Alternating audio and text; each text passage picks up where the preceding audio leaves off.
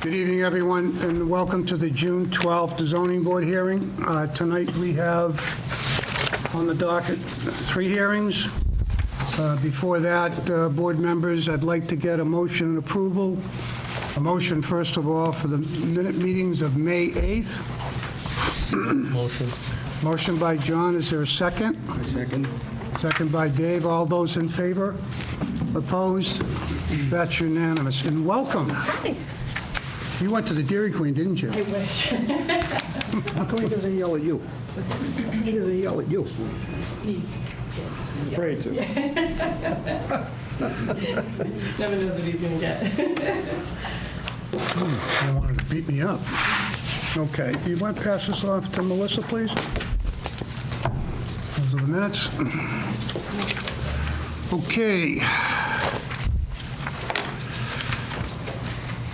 This is on the continued application of Nuno Katoya, 99 Congress Street, Milford, for special permit relief pursuant to Section 3.1.3 of the zoning bylaws in relation to a parcel of land located on the southerly side of Parker Street, known as Assessors Map 42, and Lot 85, known as 26 Parkhurst Street. Special permit relief is sought in order to propose the additions to the existing single-family structure on the property, which overall lot and building are non-conforming to lot area and width. During our last hearing, board members had some concerns about the aspects of how the building layout was. The applicant took those comments constructively, and I believe we have a modified plan. Is that correct? Yes.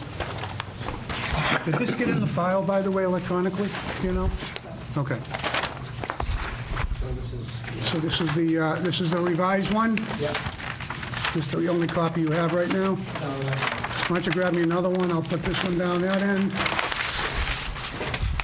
And then you can put that one up that end.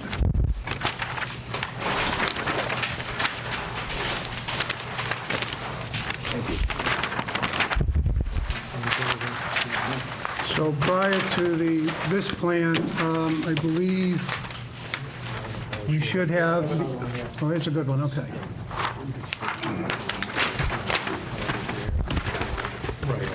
Exactly.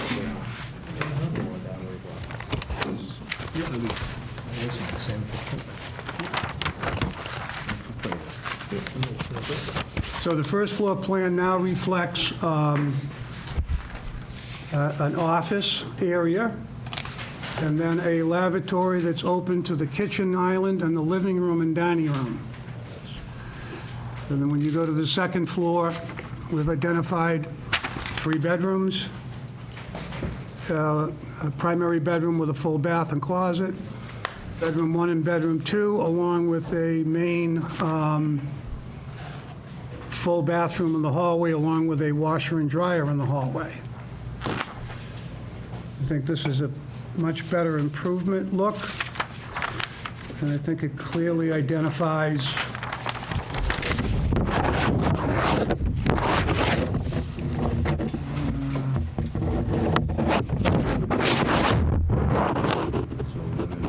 So before I open it up to the public again, I'm going to ask board members for any comments or questions. Dave?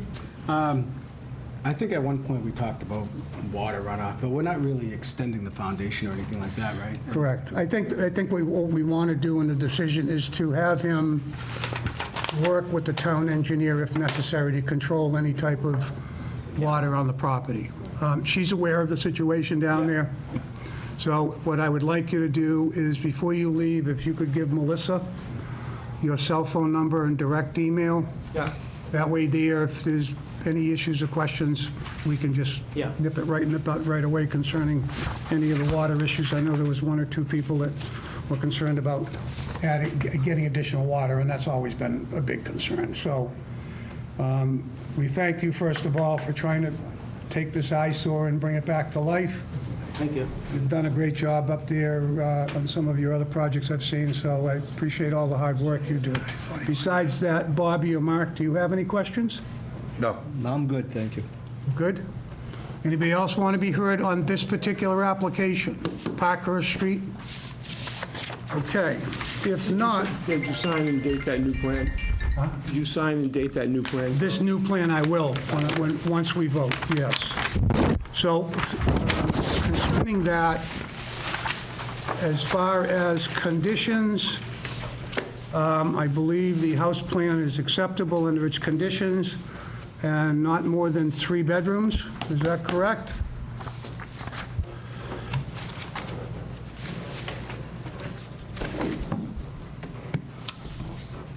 So there'll be do I have a motion to approve the plan as submitted, not to exceed 3 bedrooms? Motion. Motion by John, is there a second? Second by Mark, all those in favor? Opposed? That's unanimous. And then we just need to have a footnote as well. We're going to need a motion that the applicant will work with the town engineer, if need be, in order to mitigate any issues concerning drainage or water. Motion by John, is there a second? Second? Second by Dave. All those in favor? Opposed? That is unanimous.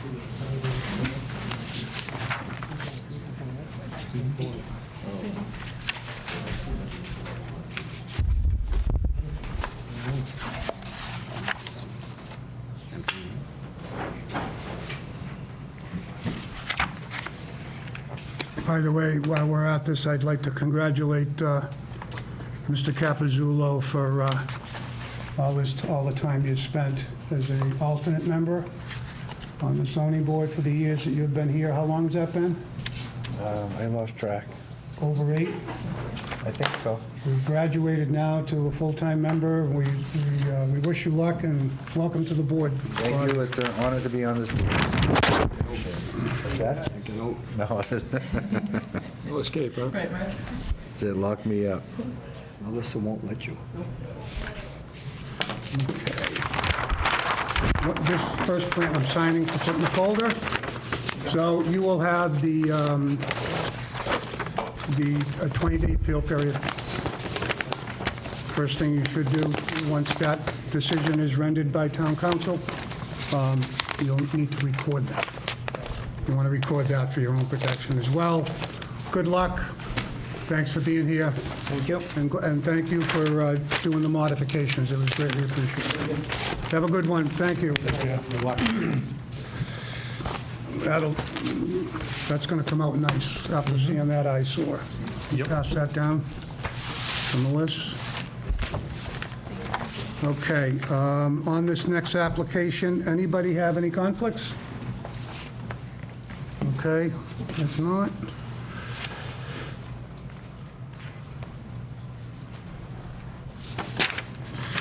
Okay, this is on the application of Jennifer Landry. Why don't you come on up?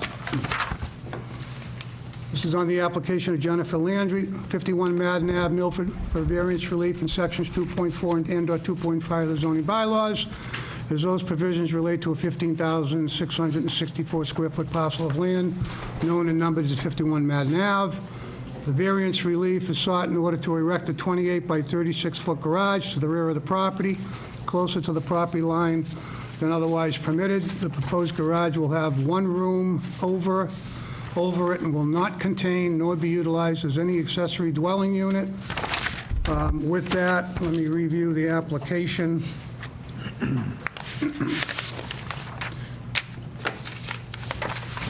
I'll kind of paraphrase the application so everybody has an idea of what's going on. So the applicant is looking to propose a 36 by 28 foot 3-car garage with a room above. Is not considered an ADU, no water and/or sewer connection. According to the relief that's being asked, they're asking for Section 2.1 intensity of use schedule. Minimum rear yard requirement, 25 feet is required, 12 is proposed to the corner of the proposed structure, placed at acute angle to the property lines. Concerning what circumstances exist relative to soil conditions, shape, and topography of the subject premises, which do not generally affect other land in the zoning district that would warrant the requested relief.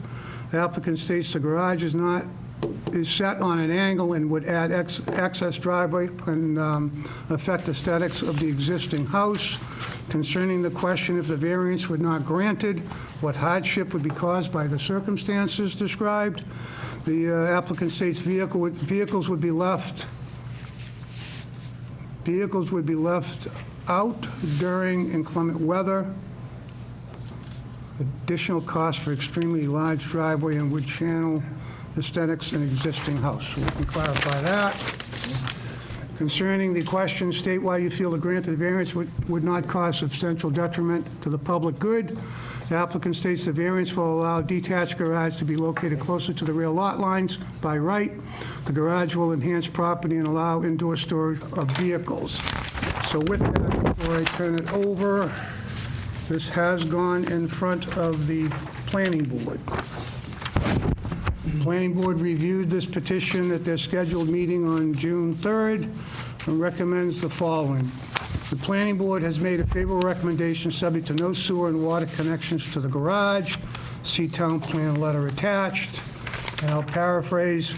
The applicant requests a variance to allow for construction of a 28 by 36 detached two-story garage on the subject property.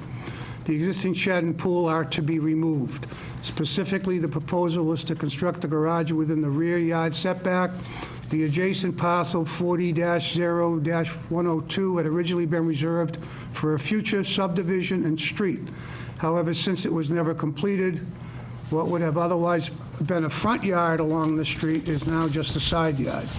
But it also reverts the easterly yard in question to now being a rear yard rather than a side yard had the subdivision actually been completed. Therefore, they had recommended a favorable report be sent off to this board. So with that, Attorney Bertinazzi, I will give you the floor. So good evening, my name is David Bertinazzi. I'm here on behalf of Jennifer Landry. Ms. Landry resides at and is the owner of 51 Madden Avenue. And this application relates to that parcel. It's situated in a single-family residential or RB zoning district. It is a 15,644, more or less, square foot parcel But this is the situated site. This is on the the garage. easterly side of Madden Avenue. It is improved by a single-family dwelling that is existing. And Ms. Landry is proposing to construct a detached two-story, 28-foot by 36-foot garage with a playroom, game room, and extra storage on the second floor. In order to do so, she needs zoning relief in the form of a variance from the minimum rear yard requirements set forth in section 2.4 and 2.5 of the zoning bylaw. There would be 12 feet versus 25 feet required. The proposal complies in all other respects with the intensity of use regulations that are contained in the bylaw. So the property is a narrow rectangular parcel. It has a rounding edge in the, the northwesterly corner. The house is sort of situated smack dab in the middle, and it is served by a driveway that enters from the northerly boundary. So the proposal is to skew the, or angle the proposed structure so that it could be used with the existing driveway and would improve the overall aesthetics of the project and the property. If the relief was not granted, there would be hardship. The driveway would have to be reconfigured at great expense to the applicant, and she wouldn't be able to use and develop the property as she desires. I would suggest that there would be no detriment at all to the public.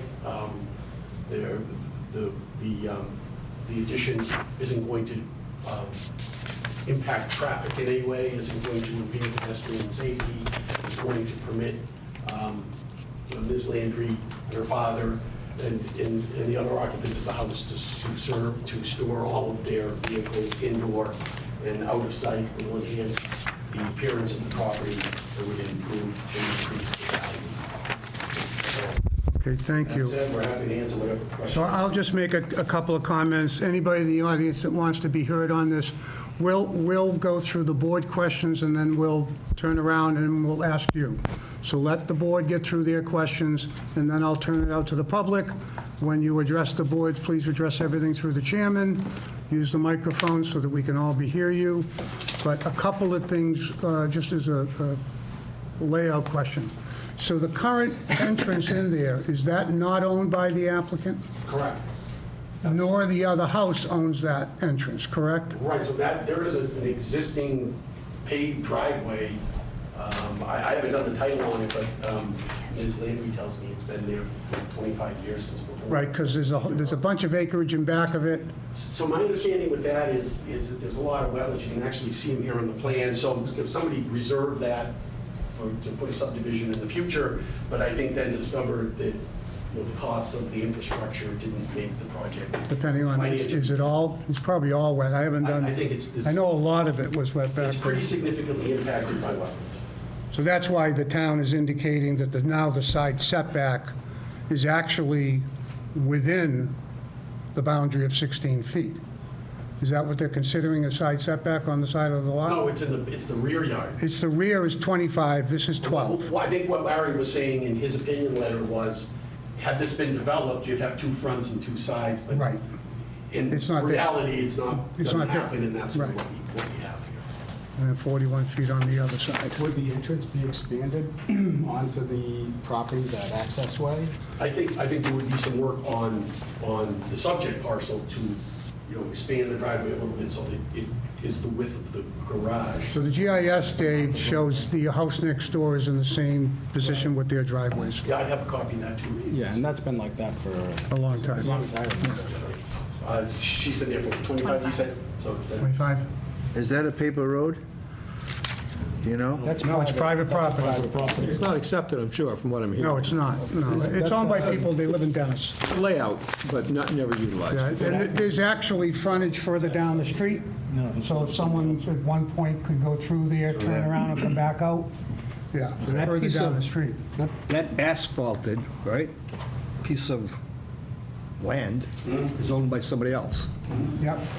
and they allow This is access. part of this whole, Yeah, but That they- was part of they the allow- original subdivision, is that correct? that was, well, no subdivision I don't think was ever proposed. As I said, I believe that it's not really financially feasible because you're going to get one lot and you need a subdivision. And occupants A and occupants B have permission to use that. They've been using it for 25 years. I haven't done it. have permission either. Now it's adverse possession. Adverse possession. At least that, I don't know. that- I haven't done the title. There might be. But that's not what- But that part of it's not, not We don't- part of this conversation? No, no, Okay. no. So if he took that garage, shifted it this way, you wouldn't be here tonight? Correct, but then the driveway would have to all be reconfigured. You have this curve So over here. aesthetically and logically, the position it's currently in would be the way to go Correct, with the variance allowed. correct. But if we had shifted But it it's the this rear, way. yeah, it's the rear.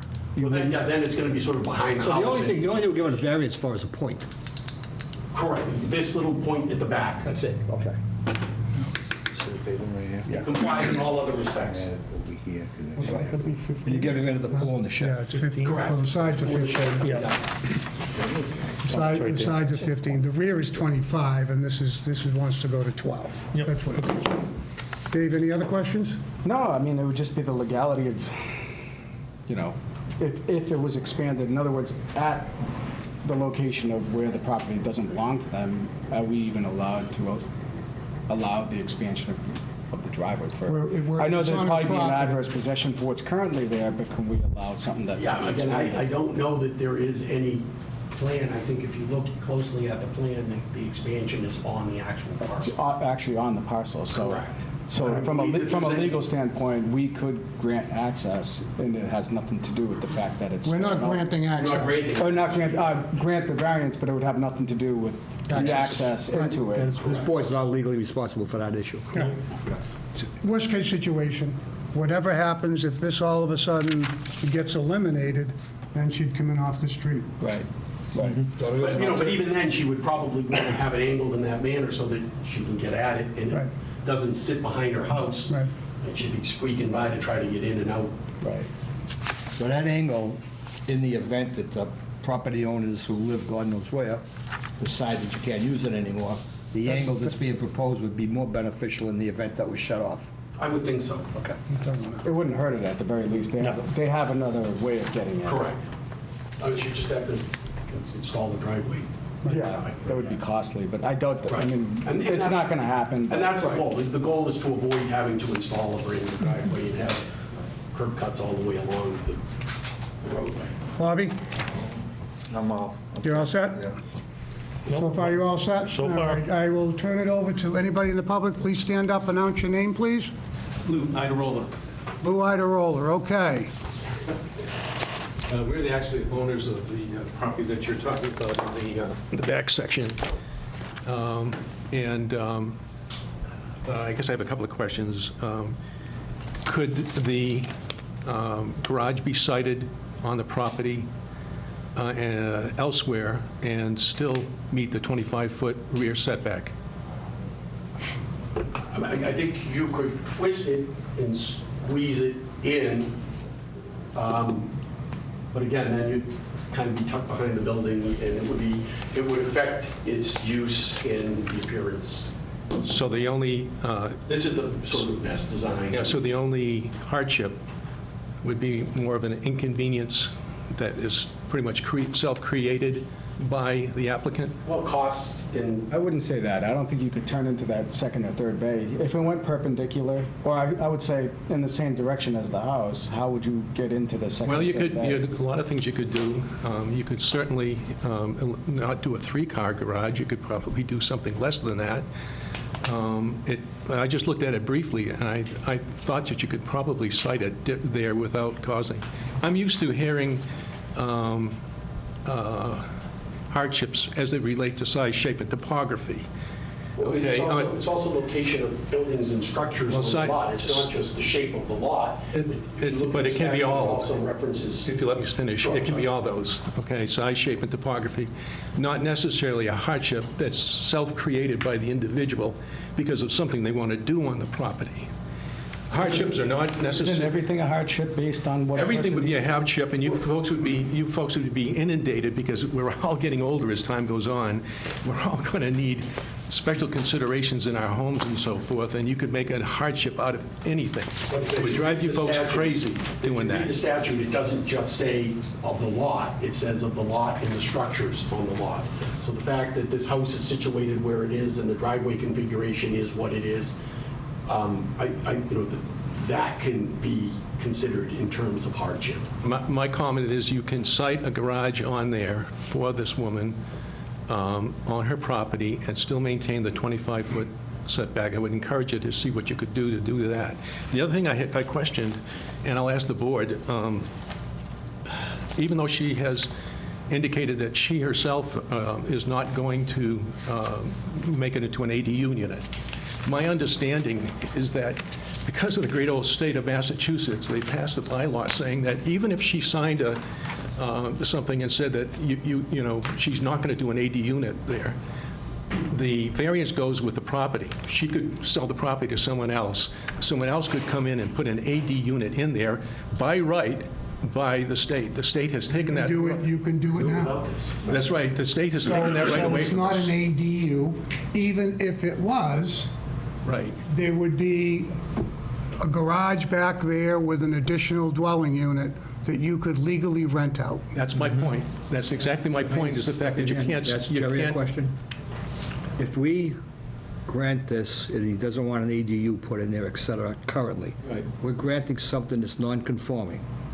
Well, they're not granting something that's non-conforming, they're applying for variance. right? Variance, okay, of a What you're asking, I non-conforming. think What you're asking is, can you put a condition on it saying it'll never be? No, I'm not asking about a condition. No, we're not The doing- question's gonna be, if we're allowing a non-conforming unit right now, can somebody who wants to put an ADU in it in the future come in front of this board for something that was granted as a non-conforming to begin with? The ADU is something you can do as a matter of right, it wouldn't have to come to this board. But So can they if- come if- to as a matter if you of grant- right? If you grant this and they build Specifically a for garage, this let me finish. And you build a garage, and somebody comes in and says they want to turn everything into an ADU, and it can meet all the requirements of the statute and our bylaw, then that's it. But They it do can't, because it doesn't have the requirement of the rear setback. Can you grant But you're it, granting You're it. granting it, Based so on- that goes by the boards. can you grant what it I'm based on asking. the use that's proposed to us and for no other use? Somebody can build that. You actually If you can't. say no. If a person somebody can put get an ADU back. legally there, they can do it, and the statute overrides everything. If I could, That's not what I'm getting at. yeah, if I could, Let him finish his questions. If I could just make a statement. My understanding, and I could be wrong, you folks, I mean, it's just a relatively new thing to a lot of cities and towns and so forth, dealing with these ADUs. My understanding, is that, you really can't stop an ADU going in, but they have to comply with the sideline setbacks and the front and rear setbacks.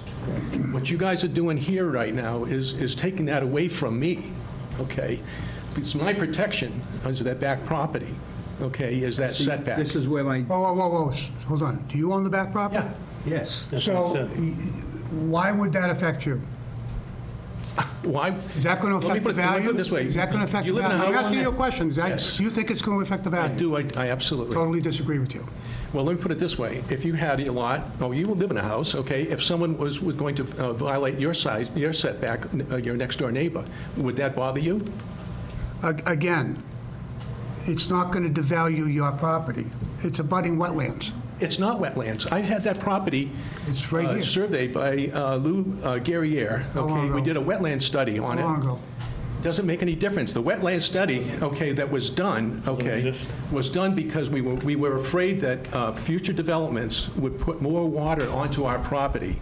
So we established a baseline, okay, using a certified, state-approved conservationist to come in and do it. That road that is there is my understanding, okay, that was going to be an access through that property over to Union Street. When we were going to apply for a development plan, Right. we wanted to think ahead. So we said, okay, what does the town want us to do? They said, we want a road from Madden Ave to come into that property, and we wanted an exit point over at Union. That's why it was done that way. That will affect the saleability of my property if I'm encroached upon. Again, you're not encroached upon. They're asking for a rear setback. Yep. That's what they're asking. So we're only here for that particular aspect of the garage and the rear setback.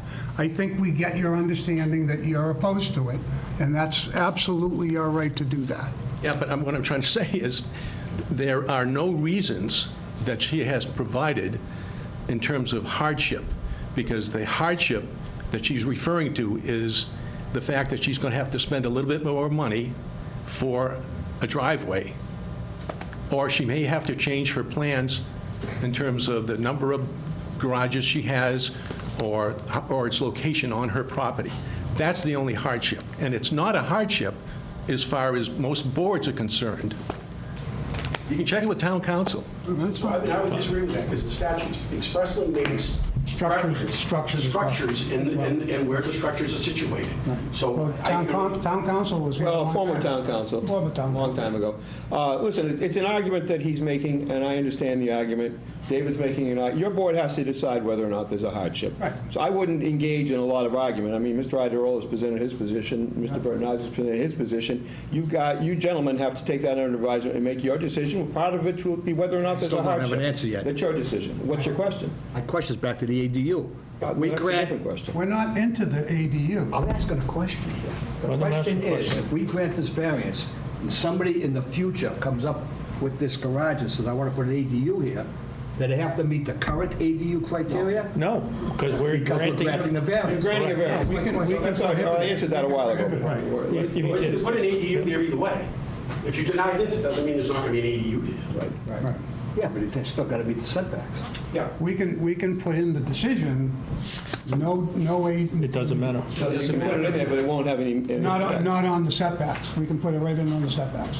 No. Well, again, I'm not going to sit here That's as a a judge. decision, that's a decision. There's been a lot of litigation over ADUs over the next few years, and these may be minor issues, so you may be correct in that, and if you want to put that condition in, you certainly can. I'm not 100% certain that'll work. I'll read. So if you could state clearly to me, exactly which aspect of the structure variance that you're referring I'm to. talking about the situation of the existing house on the lot and the manner in which access to the lot is provided. Let me, if you don't mind, let me just ask a question. If he was to turn the garage, and instead of having it facing the way it is, it would be perpendicular to your road, made it deeper with the same amount of square footage, it would be conforming at that point. He wouldn't need anything from us. He could go right to the building department. He could do an ADU, he could do the exact same thing. Exactly. And how would that affect you less than this proposed one now? Well, first of all, his access would be from a town road, because that is, in fact, if you check into it, you're going to see that's owned by the town. Okay, This that was road here? required. That was required, and it was built to the. In fact, I think it might have been the Consiglis that did this. The street going up is built by the That town? helps The street was But how built- would that affect The you street going in differently is the was done at the same time that Madden Avenue Oh, the rest of was them were done? done. Let me interject, And Mr. the Chairman. Consiglis were involved in that. And this is very frequent, and over the many, many years, that planning boards would require that there be left and access for potential future development. Those are seldom owned by the town, only after we foreclose for lack of payment of taxes or something Right. years later. I'm not aware that that's ever happened with this one. So I don't know, I haven't done a title, but I really would doubt that it's owned by the Let me town. answer this question. How would the that town affect you doesn't own that- differently? I wouldn't allow access. If that's the The access case. is already there. No, it isn't. If it's what he's Let saying. me ask you a question. If that road, according to Jerry, doesn't belong to the town, it belongs to an individual. It does not. Is that it? It doesn't. I found out from Melissa, it actually doesn't. It doesn't belong to We don't own anybody? it. The town doesn't, it belongs to somebody, we don't The town own does it. not maintain it. Right, that's what I Doesn't mean. own So it belongs to somebody, and that somebody turns around and says, I don't want you to use that road anymore. Like me. He's the owner of it. I'm the owner. You own that access I road? own that. I own You that just said land the and town back. did. You said the town owned it. You said the town owned No, it. what I'm trying to say is, I feel that the town owns it. You indicated you don't feel that the Doesn't town own it. does not own it. Okay, so if the town doesn't It own shows- it, it shows- then I own it. It shows that that is owned by you along with at the end of the street, the same entrance. I can only tell you the history of the way why it was put in. Okay, I'm not a lawyer, but I guess we're going to get into that in terms of it. But I can tell you that you guys granting this it forces me into a position where I have to turn this lady down from actually using that access completely for many years with permission, without adverse Who's the permission, house on the adverse situation. Who's the house on the I other side? allowed them to utilize it, okay? So for 25 years, that doesn't make any difference because I allowed them to use it, okay? It was not adverse possession. Big difference. You're a judge to decide. Mr. Chairman. You know what, if he's saying the town doesn't own it, you have proof that you own that piece of property? Because you said the town owned it. What I'm trying to say is, when we put that, You have proof that you own that piece of property? yes, because we owned we owned Mandan Avenue, we owned Iderola Avenue, okay? That's where I lived. And we owned, yeah, okay, we owned I'm very that familiar with whole the area. territory, okay? So when the roads went in, Madden Avenue in particular, because that's how it referenced here, we left a space, okay, a road to go down so that we could eventually develop the property between Madden Avenue and Union Avenue. And these would have been I would parents. say that we may want to just wait on a decision, and the only reason I bring that up is because we could decide to approve it, and then he could give you a hard time about the access. You might want to figure out what you can use, what you can't use, how this is going to affect everything, and Well, you may make an enemy out of There's somebody two that's houses allowing that- you to use something now. There's two houses that use it. My comment and my question relative to this case was going to be, I would suggest that we actually continue this and take a look to see if you can fit that garage even if you do a double bay deeper to avoid that setback in the rear, or attach it directly to the house as an option. I'm just saying, have you looked at those other options Is that to driveway be able currently to being used work by other through people? this? No, just my neighbor and myself. Yeah, that's what I meant, you Yeah, two. my neighbor. Jerry, how many years, 25? I've been there Oh, 25 you know, years. Don, only a judge can decide this after a full trial. No, I'm asking a question. After an X amount of period of time, somebody's been using something for 25 years, do they have a legal? No, not necessarily.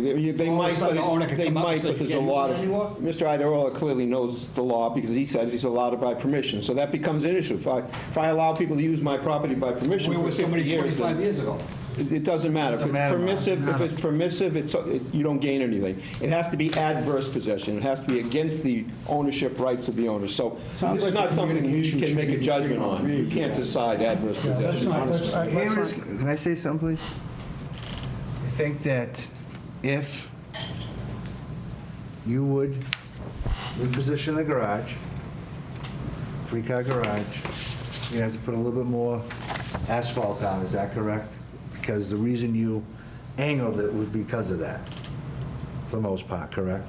If I angle it, it looks better than if I have 5 garage bays lined up in a row. So how Like many I have- garage bays are I you have having on 2 this? right now. I think Well, I that's a think- matter of the opinion. big- I don't think that angling it or not is going to make any aesthetic value. But here's my suggestion. If you agree to do the three-car reposition perpendicular, I don't think Mr. Idarola would mind that at all. That's correct. That's what I suggested to begin I with. think it's an easy solution. Okay, it might cost you a little bit more money in asphalt and gravel, because you might have to dig some up. But you have what you wanted, albeit not at your angle. He's not going to oppose it, which I'm getting the feeling that he would be. You definitely don't want to make an enemy out of each other. Okay, and I because you think can get that would be how I'm looking. And here's a suggestion, and you may want to look at it. You're 36 feet wide by 28 feet deep. So you're 28 feet deep on the garage.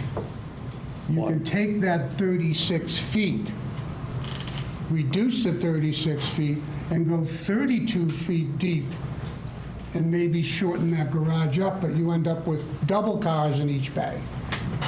You know what I mean? If that So you have 4 helps a cars, lot. 2 tandems? No, you'd have to be, Just you'd have stacking to be inside. you'd have to Right. be deeper. Huh? Yeah, you would have to be deeper, yeah. But then You you're would going to have get do- even closer to I had one other question, and I don't know what the town of Milford does here, but I know that oftentimes when you're discussing footprints of buildings that you're doing, oftentimes you look at the foundation print. Some people look at the foundation plus and include the footings. Some people included the overhang for the roof. I don't know what Milford does when they're setting sidelines.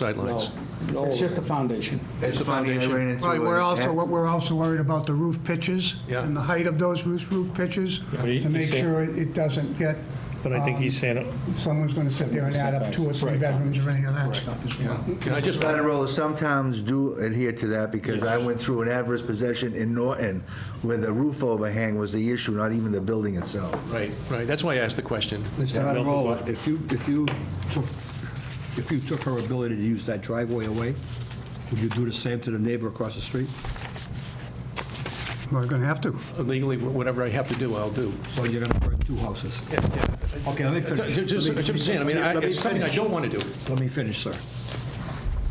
We have that classified as wetland. Your land is wetland in the back. Now, I don't know what you got 25, 30, 40, 50 years ago, but criteria has changed regarding wetland, et cetera, et cetera. You might want to get that reevaluated, because if that's wetland, I know I will have to. and you And, realize the value of your property, if that's wetland, isn't Yeah, what we- you might think it is. you know, when Louis Guerriere and I, went through the whole thing, we had, Lou's no longer there. I just talked to the people up in the town clerk's office, and they said he was. Lou? Yeah. He might pop in once in a while. Well, He'll be dealing with whatever. the others. That doesn't doesn't Anyway, That was anyway, a long time ago. when we did it, we had about 6 good-sized lots out of it, out of, I think there's like 7.5 acres there. So we had 6 decent lots, the rest of it was wetlands, okay? But we would have to go, obviously, through this again in order to develop it. What we were concerned about is when Rocky Hill development went in, the one just up the road off the end of Madden Ave, okay?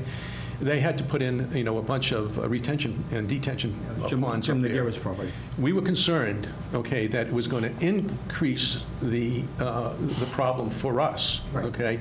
So we needed a baseline in order to determine where the wetlands were, and they went in and delineated everything, put together a map on it, so that if it got worse, we had a recourse. Yeah, wetlands grow sometimes, too. So in any event, I mean, I really, Well, I'm just trying to appease everybody here. If in well, the we're event gonna, that that my property is suggestion's back, going to be that we continue this hearing till the next meeting. Let's see if they can work things through, have the engineer maybe try and do another plan. I don't think anybody's trying to get adversary here, but these hearings are for this particular reason, to see what's, and again, we don't get this maybe a couple of days in advance, so from my perspective, I'm not comfortable yet until we can see if there's another option to fit this garage that doesn't impact so much of the rear setback and be able to appease not only this applicant, but also the person that actually owns that entrance of that area. That work? Who's the engineer on this? Billy Halsing? All right. If you, yeah, I mean, if you have a question, or if he's got a question for me, but All they gotta do is turn it over. I think that there's a way to do this. I think that maybe the double deep garages may work. David, if But I want to be able to, If they relook at this, slide, you're gonna be away from, and then it's not even in front of us. right, right. So again, it could very well, I think if Bill worked a little bit harder on this, he could probably make it work and make it work well without destroying the entire backyard as well. So you're going to continue it, Mr. Chairman? My suggestion would continue it, but does anybody else want to be heard on this particular item? Okay. You have a problem with a continuance? No. So my suggestion would be if we could get Mr. Ryder-Roller's contact information, you want to get it to Melissa? Yep.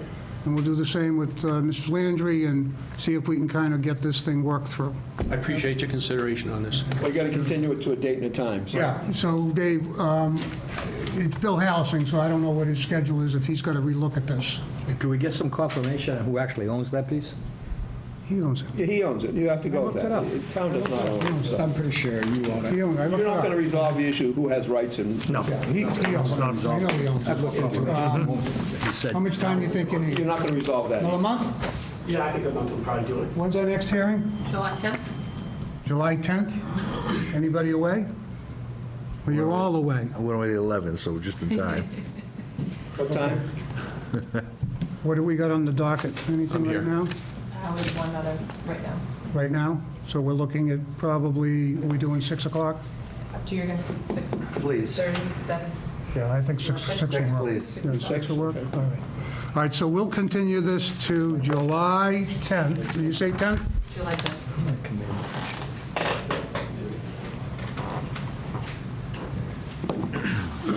And that'll be at 6 o'clock.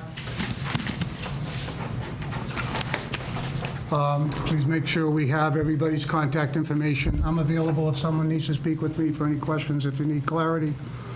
And then Attorney Britnari, I'm going to need your John Hancock on this. Do we have a motion made? We have a motion to continue until July 10th at 6 o'clock, I make that motion. seconded by Dave Claro. All those in favor? Opposed? That is unanimous. Once again, thank you very much. Oh, thank you. I know Appreciate you guys it. are volunteers, I've been in your position, okay, and I know how hard it is to keep everyone happy. It's a tough show. We try. Best we Once can. again. All right, thank you. Okay, so. Yeah, I mean,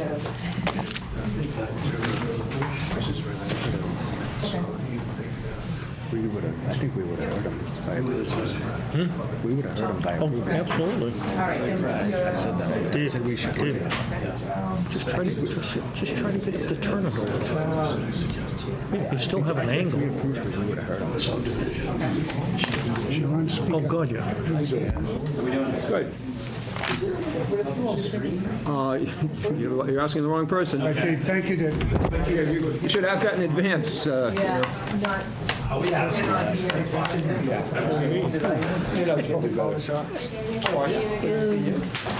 was another. Still recovering. Well, it's actually. Windows done? Guys, open these up while I get in the room. Got to get back out there and slamming people against the boards. My windows done? How you doing? I pray that never happens to me. Running around like a nut today. There, right? No, they're not. It's 8 o'clock or 7 o'clock. Yeah. This is the one we have to hear this. I'll take one.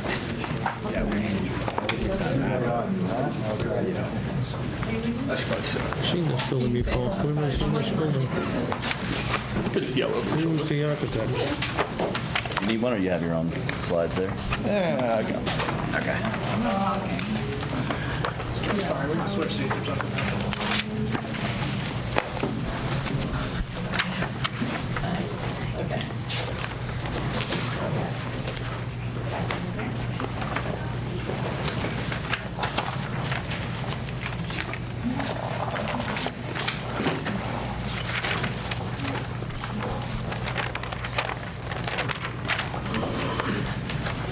Pointer? That's a prepared man.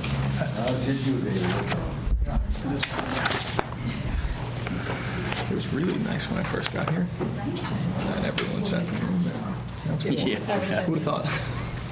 It's true.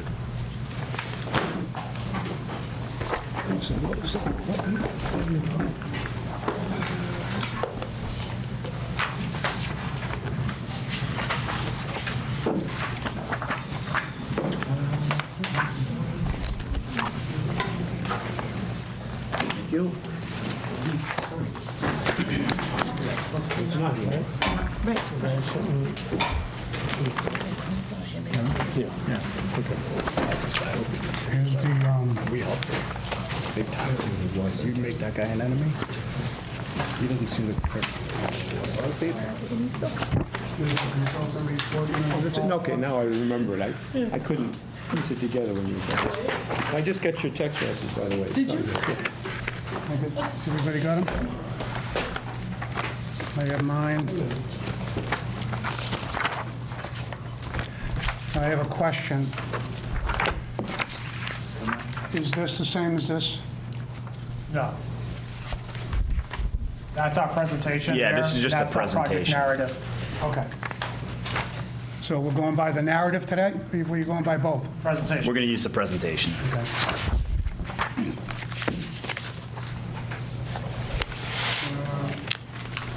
One for you. One for you. And one for me. Came here extra early. I know it, because I knew, but it wasn't where I did, down Central Street, Exchange, boom, right there.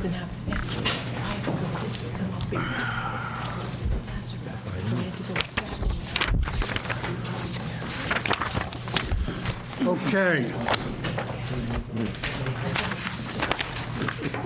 Where's the hearing notice on that? Did I put it in the folder?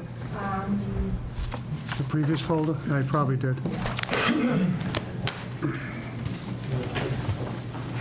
Yes, right now. Thank you.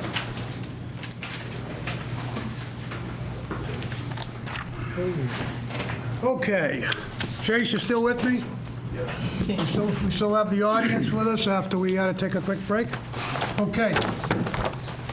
This is on the application of limited dividend affiliate of WP's Acquisitions LLC 1 Hartwell Place, third floor, Suite 300, Lexington, for a comprehensive permit to general laws, Chapter 40B, in relation to a 7.88 acre parcel, more or less parcel of land, located on the northeasterly side of East Main Street, known and numbered as 190 East Main Street, Milford.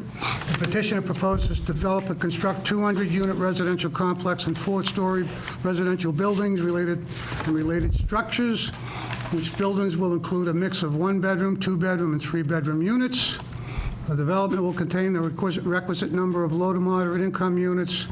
A project eligibility letter was issued by Mass Housing in relation to this on September 5th. So with that, if you could introduce who's going to be the head honcho running the meeting tonight, please advise. Welcome. Thank you. Good evening, Mr. Chairman, members of the board. My name is Jim Lambert, Managing Director for Wood Partners, on behalf of the applicant. Wood Partners is a real estate development company. We're national in scale, based in Atlanta. We have our office here in Massachusetts that's based in Lexington. We've been operating in Massachusetts since 2008, 2009.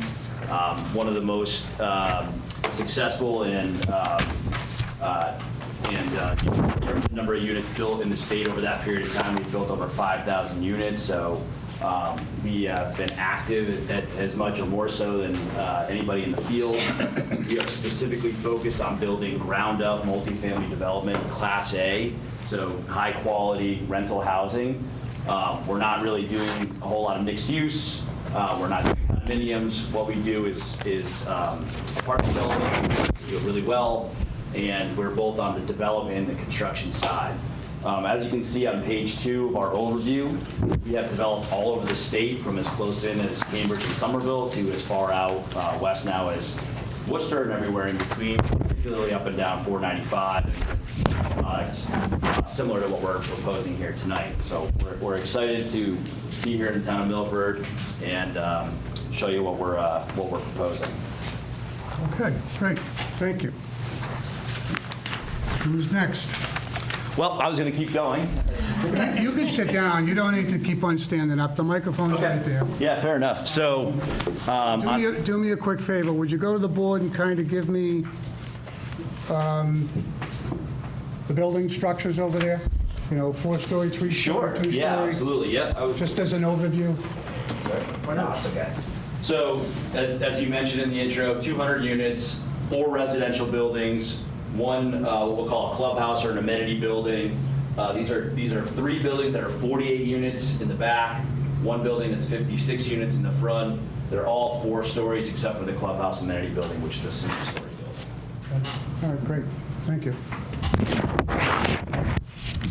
So I'd like to touch on, just to start, well, I'll introduce the team, and then I want to touch a little bit on the need for housing, if I could. So, again, Jim Lambert from Wood Partners. I'm here tonight with Paul Matos from Allen & Major, our civil engineer, Dan Lasavita from Associates, our traffic engineer, Valerie Moore from Nutter, McLennan & Fish, our representation, and my associate, Alyssa Beaton.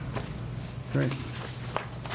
So I just want to touch on, I think, why we're here. Why are we proposing this project? And why we do what we do. So, as everybody knows, the state of Massachusetts has a severe housing crisis happening. And, the state has done a report, and they've found that over the next 10 years or so, there's a need for over 222,000 units of housing across the state.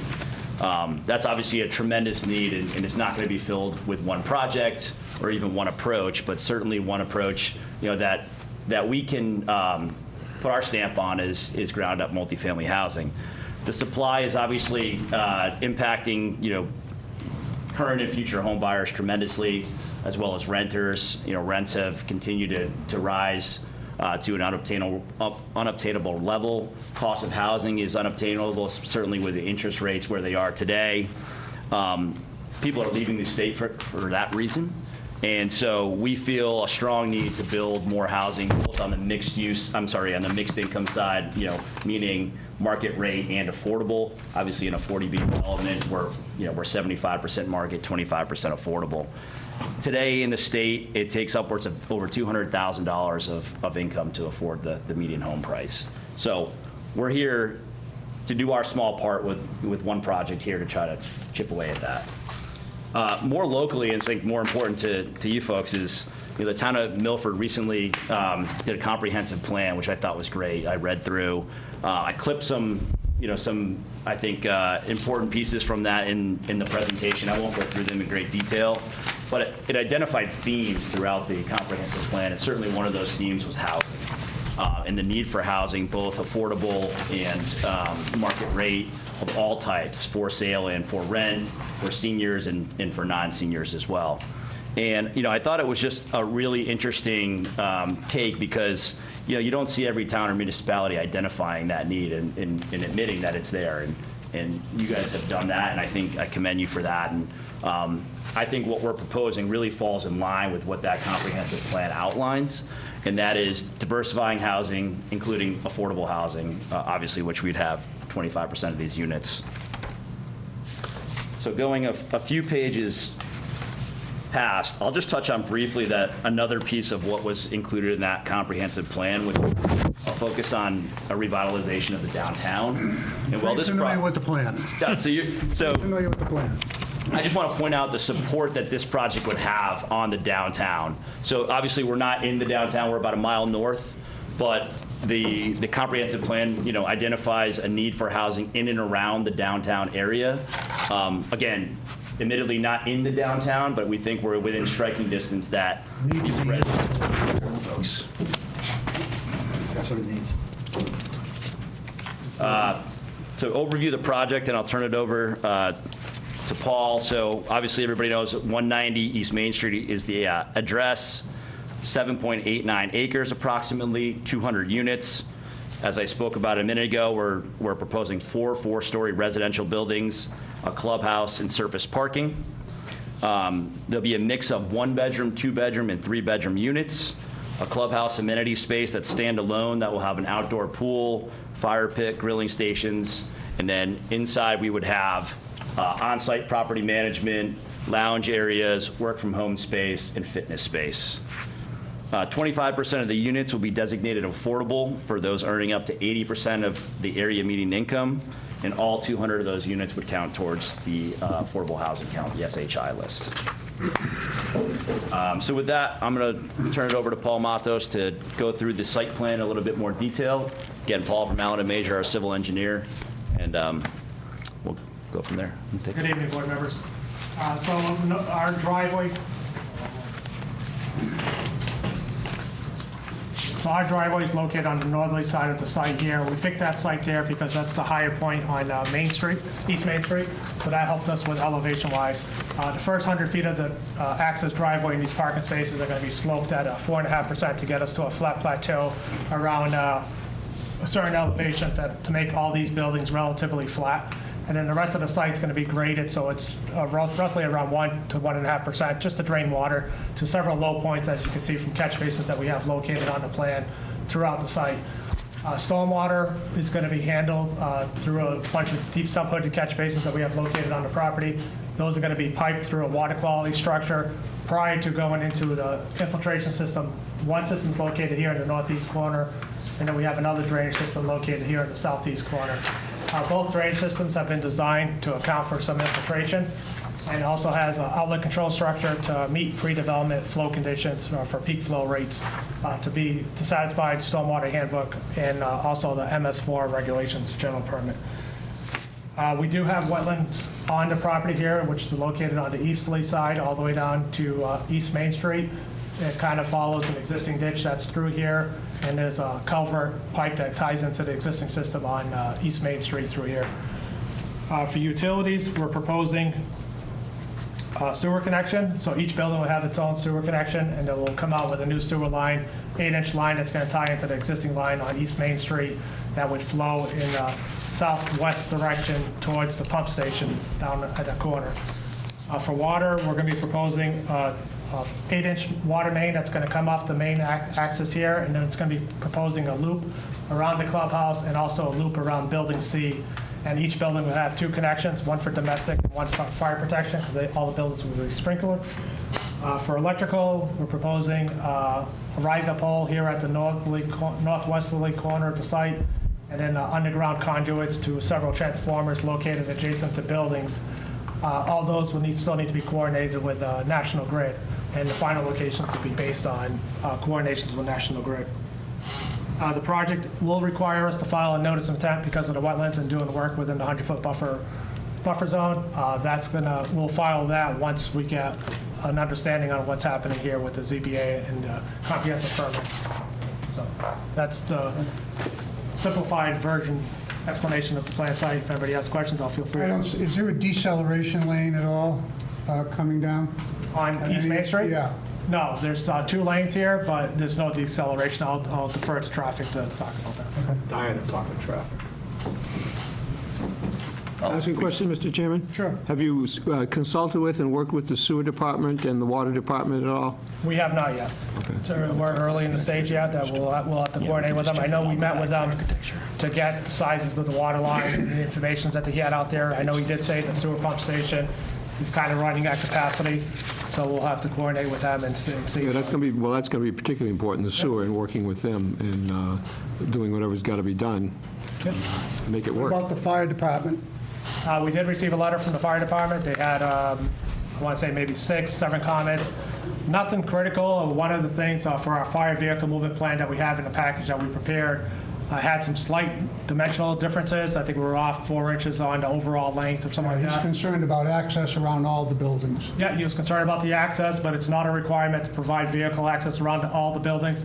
So we'll have a meeting with him to show that if you had a vehicle parked here, that it's less than 250 feet per code. So anywhere that he's parked, he's asked less than 250 to get to the building. It's around each What's in building. back of those 2 end buildings? Is that grass? Yes, it's grass. Is there room there for them to get around the back? For a walking person, set up a ladder, yes. You got enough? Well, Where's the quarry back there? I grew up on that piece of property. That's what I'm asking. I can't imagine anything other than Naughty Monjohn's house being there, but putting that aside, there's quarries back there. you mean ledge outcrops? Quarries, water quarries, granite. It's on that. It's on the Monjohn Further property, down, to the right. Further down. Doesn't it? Yeah, we didn't come across any. You're not going back that far. No. That's. I know there's definitely, The current That's it. number part of it. there's definitely ledge outcrops here in the middle and stuff like that. correct. Oh, yeah. But we haven't seen any quarries or anything like that. So you didn't go back that far. All right, go ahead. So there's a couple of things that we'll have to discuss with the fire department. Again, we'll provide a graphic plan showing the vehicle parked here and showing the distance to get to the back of the buildings from parked locations. And then we'll fine tune our vehicle movement plan with the fire truck going around with the correct dimensions. Yeah, I want to see what that's going to look like, because that's a key component. Okay. All right, and just to talk a little bit about what these buildings look like. Starting on page 17, we've got a couple of pages of elevations and then some renderings for the buildings. So as I mentioned in the beginning, so these are 4-story buildings. They're sloped roof, largely with a lap siding, exterior finish. We have 348 unit buildings and 156. If you flip to page 19, you can see an elevation of the freestanding clubhouse. Again, single story with a taller height, but slope roof as well to fit in with the residential character of the neighborhood. On page 20, we start looking at some representative renderings of what the buildings could look like. Obviously, from a color standpoint, this can change. This is just representative, but so you get a look and feel of what these buildings are like. This is a pretty good shot there. How many acres do you have? 7.89, approximately. Yeah, just about 8 acres, right. So in the buildings, so 3 of the buildings are identical, with the 4th building up front being the same look and feel, just slightly larger. Again with slope roofs. On page 21, you've got a rendering of the clubhouse and the outdoor amenity space nestled in between the buildings.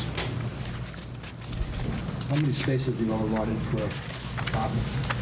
For parking, For parking, how many spaces? we have a 1.43 parking ratio. 0.43? Page 22 is a rendering of the outdoor amenity and pool area, which we think will be extremely nice.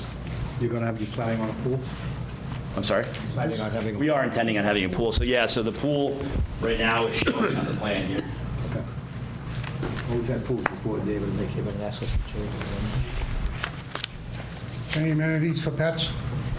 So typically we'll try to fit in a pet spa, I mean, a pet run and a pet spa. We're not showing the pet run here at the moment, but we can find a look, you can do them kind of anywhere. They're really small. Typically we'll do a pet wash as So well. you're not having pets in this project? Pets are allowed, yes. But you don't have any facilities for them to run or any of that stuff? We don't currently have a gated area for them to run, no. I'd look at that.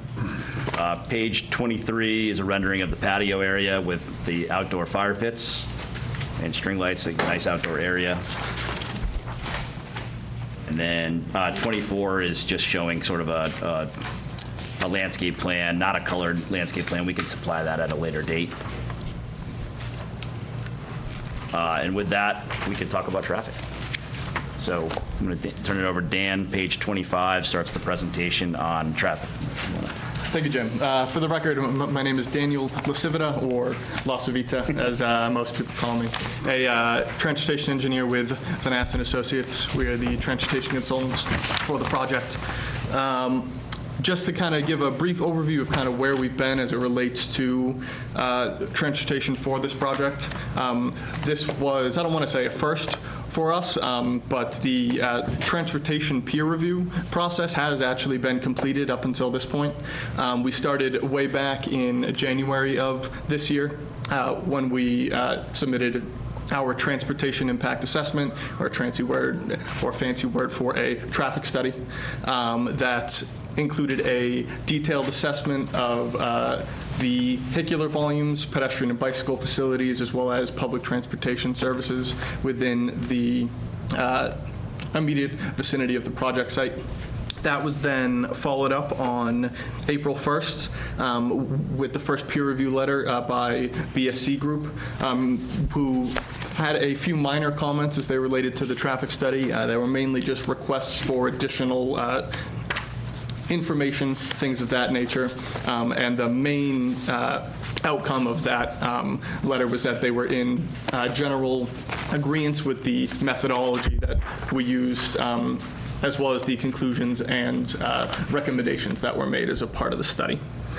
We then responded to just the beginning of this month on June 2nd. We took no exception to any of BSC's comments. We provided a response letter where, in our mind, we provided full detailed responses to all of their comments. Then just a few days later, on June 5th, they provided a second peer review letter, which was essentially a clean letter, saying that our previous letter had addressed all of their concerns as they related to the traffic study and many of the site plan comments as well. So that's just kind of where we've started and where we have ended up. The study area that we assessed as a part of our traffic study was along the Route 16 corridor from the Fortune Boulevard Beaver Street intersection to the west to Cedar Street, Route 85. Sorry, flip those. Fortune Boulevard to the east, then going west to Cedar Street, as well as the 109 intersection, and then Hamilton Avenue, which is one way going northbound, which provides the fastest access to get to Route 85. If you're coming from there, you've got to go down opposite Middleton Street and take the left. And the goal of the traffic study was to assess the impact of the project on the transportation infrastructure. So to do that, we essentially made two sets of traffic volumes, which were based off of counts that were actually conducted at each intersection during the peak periods. We had a no-build, a condition without the project that accounted for not only the traffic we counted, but also for other approved and proposed projects, as well as just a general increase in traffic growth that just happens year to year. Then, yep. Question. When you I'm more concerned about the entrance part. People are leaving, people are going in. Thanks for the report. Like to save a lot of penalties. let me just kind of briefly talk on that. So this stretch of Route 109 is under Mass DOT jurisdiction. So as a part of the project, we will have to go for a Mass DOT access permit. So fortunately or unfortunately, depending on how you want to look at it, the access as it relates to the project is really entirely under Mass DOT's control. One thing I will say about the driveway at its current location is, in addition to the elevations to make the site work, it is actually placed right at that bend in 109, which serves twofold. One, however minimal it may be, curves do tend to slow traffic down. And two, it's placed on the correct side of the road and right at the apex of the turn so that you maximize your sight lines from the driveway without needing to tilt your head as much. I don't know if there's any other specific question that you would want to ask. I had a question about the sidewalk. Is it being connected to the current existing one, or are you going all the way down to the entrance to where the 99 is? We are rebuilding the whole sidewalk in front of our property, so But you're not going any further than that, and there's no sidewalk that goes from your property to the entrance of the 99, is that correct? I believe there's sidewalk here now. Is it asphalt, or is it? I believe it's asphalt. I think that's right. Oh, that's down there, because that's got to connect. And it's got to connect. It's got to connect. Yeah, we would want it to, certainly. Yeah, that would make the most sense for the residents. Your impact study, did it take into account individuals leaving for work in the morning at all the same time? Of course. I know that, but coming out of there, going into that apex, you call it? Yes. So the two time periods that we looked at were the weekday morning commuter peak when everyone's leaving, and then the weekday You know, evening 109's a mess, right? when everyone's coming home. Route 109's really tough. So, to that point, 16 and 4 o'clock, 109. Talk to Hamilton, across through the cemetery. Also, the fun place down there. Going down Prairie Street right from there. so to that point, there have been, by both the city and Mass DOT, some identified high crash locations where there's an above average crash rate that occurs at a couple of the signalized intersections, as well as based on our analysis, especially during the peak periods at some of those signalized intersections, there were some queues that extend beyond turn lanes, things like that. And that area, the crash site's going to be the crashes. I mean, they happen, that happens. My concern is as a parent and an individual here, and knowing that area very well. Coming out of that area, you could cut across Prairie Street, go right out to Prairie Street, go through the cemetery, get down to Dilla, you know, Cedar Street to Dilla, cut down Hamilton Street real quick, get it out of Hamilton Street. That's where a lot of accidents occur because you got to really peak out, as you know. That was something that was raised by the peer reviewer. Sure. Then you can come out the other way and try to cut over to the little island there to get over to 109, which is, that's, nobody can fix 109. Nobody. Okay? Or you cut across. DOT's going to try, though. DOT's going to try, though. There are... Let me try since I got my license. That was a long time ago. But anyway, putting that aside. Then you've got also, you can shoot down what Dave said towards 99 and head out that way to 16. Or catch 16. My problem is, in the morning, that 16 is backed up. 109 is backed up going to Main Street. And everybody cuts across the cemetery. Traffic reports on it. Yeah, I'm more concerned, David, about children on Hamilton Street, I believe on Hamilton at the end there, and people flying down that street, and they do fly down that street. It's a one-way, as you know. And also cutting across Prairie, when the gates open, they can cut right through the cemetery and come out that way. They all do it. I mean, Let them get through all the peer review. these are just concerns I'm raising, and to the traffic engineer. These are not You're aware of these, right? invalid concerns, absolutely. These are all things that not only we looked at, but also BSC looked at as well. Just to touch on some of the specific concerns as well, just because it was raised They're gonna by be raised the again.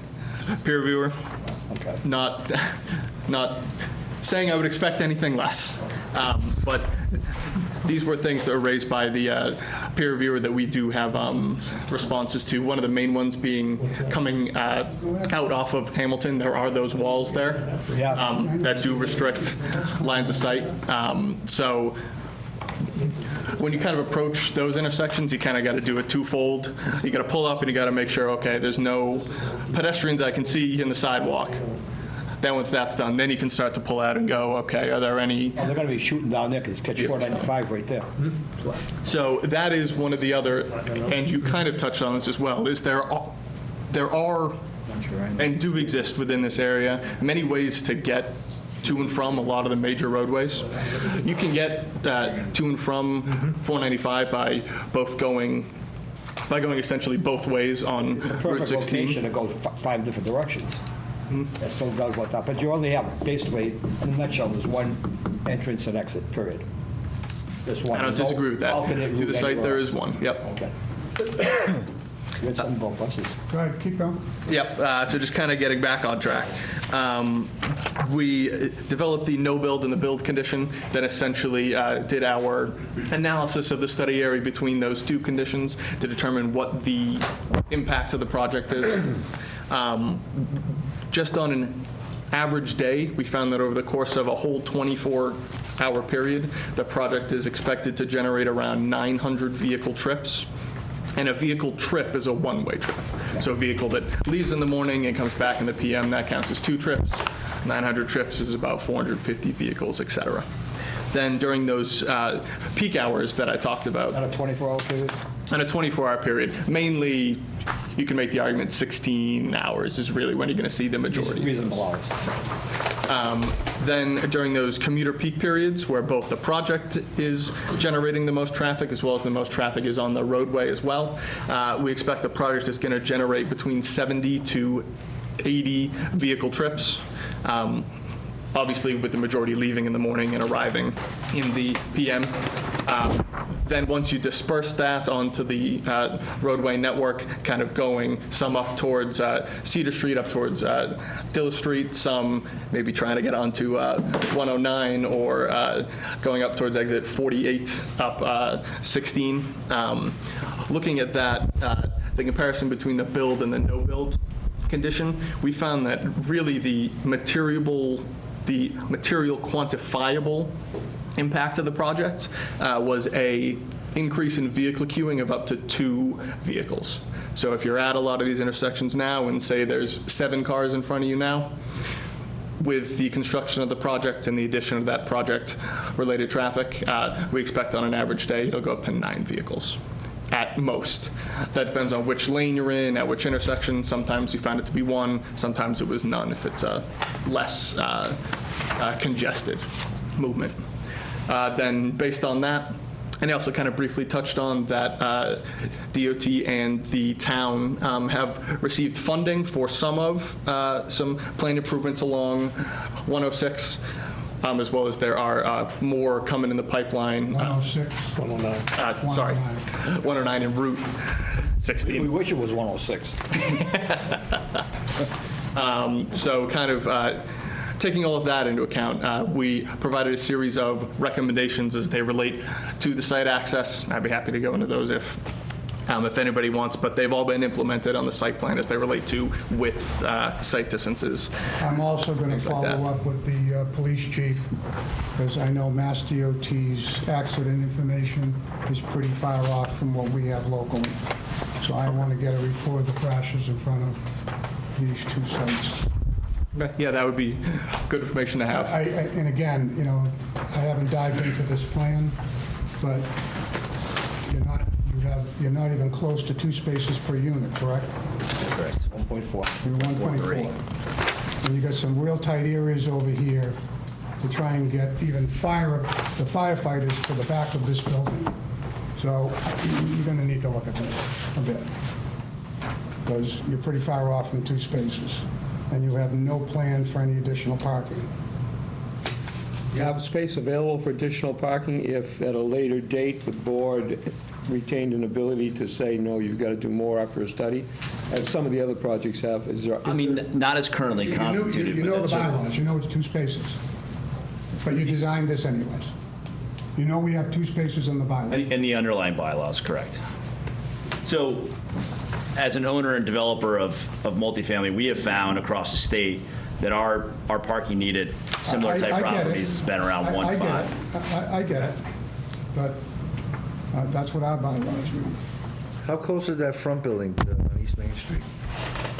It's right there. It's probably within the 30 feet of the state's Well, it's property. definitely within the setback. It's 12.9 feet. Jerry, how many 40Bs is this board? How many have you approved? 8? I mean, not approved, No. how many have we heard? Oh, 5, I think. So out of your, 3, and yeah, two are still pending. The retaining walls on. Maybe it's 4. And so I guess understand. 5 or 6, I'm not even certain. Practical standpoint. Top of my head. so you have All of that, yeah. You have 5 projects under construction. You have We're not rookie 17 status. listed in your portfolio. How many of the 17 do you still own? How many of the 17 do we still own? Right. 7 or 8. All right, so you sold And most. these are going back, to You sold- 2008. But you sold most of them. You seasoned them for a couple of years and you sold them. Yeah, over time, yeah, that's correct. Another thing that came up over the past is school bus pickup children. Yeah, there's nothing here for the school buses. Yeah. That's a problem, too. Yeah. 3 members of this board, 1, 2, 3, have seen 7 of these so far. So we're not rookies to it. No, understood. We've got all the questions we're asking, because they're gonna come up. And so don't take it personally. No, we don't, absolutely. Like We the love traffic the guy, I input. always go after.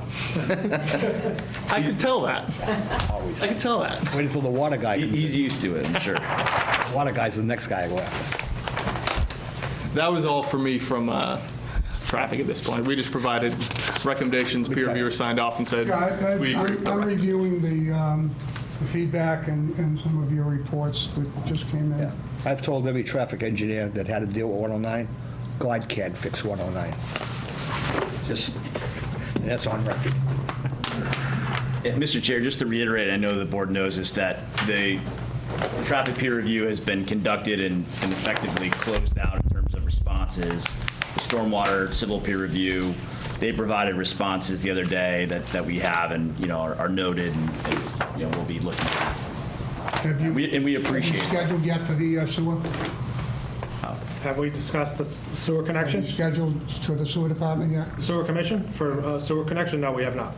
So you're going to set up a meeting? You should do that. Okay. Because clearly, to deal with. yeah, that's going to be, Crucial, yeah. John Mainini's the sewer director. You really should contact him and meet with you him. really need to sit with them. And their consultants and see where that's all going to go. And the water department, too.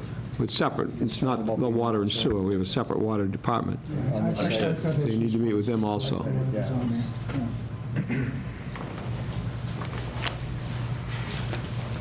Was this always a 200-unit project from the get-go? Since it's been submitted.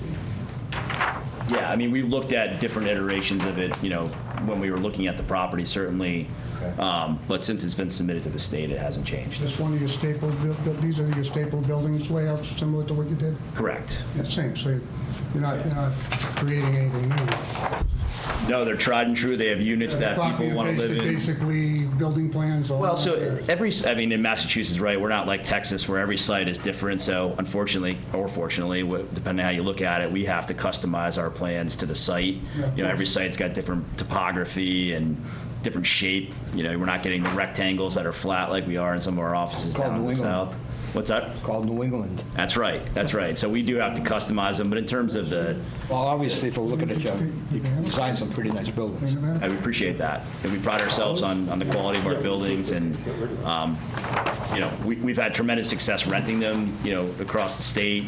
And, again, One of the things is gonna have to be alternate parking. I'm sorry? Alternate parking is gonna have to be addressed. Because people have holidays, people are there, Right.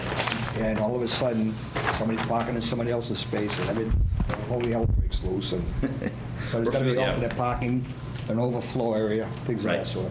There's no crossing over to the shopping center from this site, correct? There's no bridge or anything crossing over to the shopping center location? No, across the wet, no, there's not. 'Cause it's all wet over there. Correct. That's wet. That's wet. Oh, absolutely. Yeah, so the plan would be to walk out the front of the property and then up East Main Street. Jerry, have you heard anything about lights over there in the other 99? Lights? Yeah. No. Wasn't there a proposal at one point? If maybe there was, I'm not aware of it, though. Okay. Mr. Chairman, I did give a set of the plans, most recent plans and everything to the... So this is the full to police update chief. that we Yeah. have. That's the most recent set, yeah. And again, I gave the full set to the police chief, he's reviewed them. And, I got to get to the police chief because I'd like to get the Whatever he has. accidents, the updated accident reports. Okay, anything else we need to cover tonight? I don't think so, Mr. Chairman. Okay. So we will, so reviews are in. I've got to finalize on the fire chiefs. I started dissecting that. yeah, I presume they've got it now. I'm sure they'll meet with the fire chief and work that Yeah, out. but there's been no communication with the sewer department, is that Well, correct? that's crucial, they need to do that, yeah. Yeah, Water and sewer. Water and sewer, but sewer most Yeah, so you important. haven't met with the water company either, We'll right? speak with Water and Sewer. We just received the fire comments a couple of days ago, so we're working through those. Okay, so from a scheduling standpoint, sewer department meets once every, Well, the most important thing, meet with John Manini and the consultants, so Yeah. it's, that's, Would they also meet with Dave Condrey? oh, they should, yes. And Dave Condrey's Water company, the yeah. manager, not the water company, the water department. Water department. water department. Spent $80 million not to say water company anymore, so you can't do that. That's true. Yeah. So from a scheduling standpoint, you've got to meet with the sewer department and the water department. So this is the 12th. We have a board meeting on the 10th. Do you want to schedule it? on the I don't 10th? know if you're going to be able to meet those two departments and figure out what, You can make calls tomorrow and see what their availability is and see what they say. so what we can do is, we can schedule it for July 10th. There's a continuance, give you time to meet the water company and the sewer department. And I don't know, you may not be ready for the sewer or water or either one of them. So it just to try to guide you through that. It seems like that would be enough time if we make the calls and set up the... Has the sewer department have a set of these plans? Yes, they do. Yes. And the water department? Oh, yeah. Okay. Yeah, and the only... You had any comments from either one of those Only departments? comments that we've received is from the fire department so Okay. far, other than the peer reviews. They would, the water department, the sewer department would typically expect the applicants to contact them and meet with them. They're waiting to hear from the applicants. So will that give you enough time, July 10th? And I know it's starting to get into vacation season, so Yeah, I'm off the next week. you're off the next week after that? So it's the 10th. We're then probably, Going in a different direction for that meeting. Pick it up the 10th, and you're going to have to probably have more meetings in any event. yeah, then so we'll do the schedule 10th, in we'll do the August. 10th. At least we'll get an update where they are in the water and the sewer. And because of the stay that was involved here, your 180 days is well out there, so Yeah. that's So not we're a good. concern. Okay, yeah, all right. Okay, so why don't we do that? We'll plan on this, so Melissa, we've got, the 10th we start at 6, we've got a 6 o'clock, and then we've got a 6:15. We have a 6:05 and a 6:15, so. So anytime after that. So figure 15 minutes per hearing, so you're in that 6:45 range. Maybe 6:30. Unless you follow today's schedule. I guess 6:30. Yeah. Do we have anybody in the audience want to be heard, or are we not taking anybody in the audience? Well, I don't know, I'm going to check. So before we continue this, does anybody else care to be heard? We all set? Anybody in the back? All right, so with that, then we'll continue this to Make a motion. the, Do I have a we have a motion? motion to continue this until July 10th, 6:30 from John. Second? Dave? All those in favor? Opposed? That's unanimous. Thank you all very much. Appreciate your time. Appreciate it. Thank you. Have a good night, everyone.